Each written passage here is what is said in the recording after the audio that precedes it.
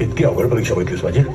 निकाल पण लागला, नापास झालाय तुम्ही, त्यामुळे निघा आणि आता तरी शेतकऱ्यांच्या परीक्षा घेणं बंद करावं.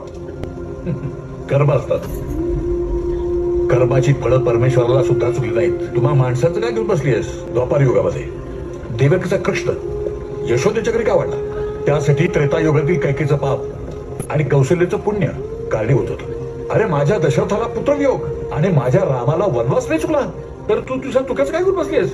एवढं सगळं होऊन सुद्धा अजूनही गीताच सांगताय तुम्ही. चावणारा डास कधी मारला नाही माझ्या नवऱ्यानं.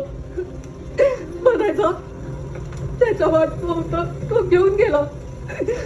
अशा माझ्या चुक्यानं काय पाप केलं होतं, काय पाप केलं होतं. साठलेलं संचित कुठल्याही जन्माचं असू शकतं आणि त्यामुळेच या म्हातारीच्या मनात नक्की काय चाललंय? ती दगड घेऊन तुमच्याकडे येते, मी इकडे बघून बोलते म्हणून अंदाज आलाय तुमचा. रोज 2 टाइम पूजा करते तुमची, निवेद दाखवती, चंदनाची उटी पण लावती, पण आज पोटचा गोळा गेलाय तिच्या. तिला फुकटची गीता सांगायला जाल तर निवेद नाही, दगड खाल. निघायत ना, निघायत ना, निघा. गेले ते तिकडे, गेले बाई. इथंच कुठं तरी आहे.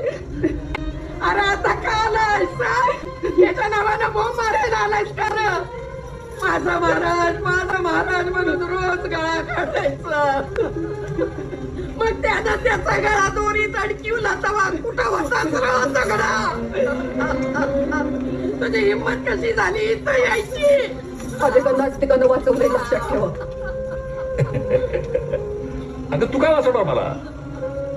ती भक्त आहे माझी, रोज नैवेद्य खाल्लाय तिचा, आज दगड खातो.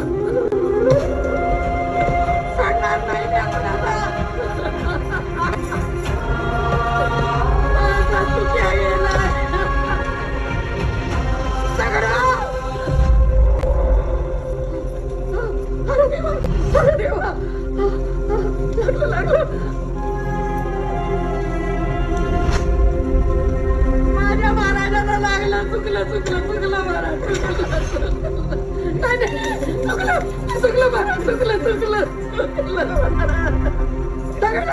दगड लागला महाराजांना.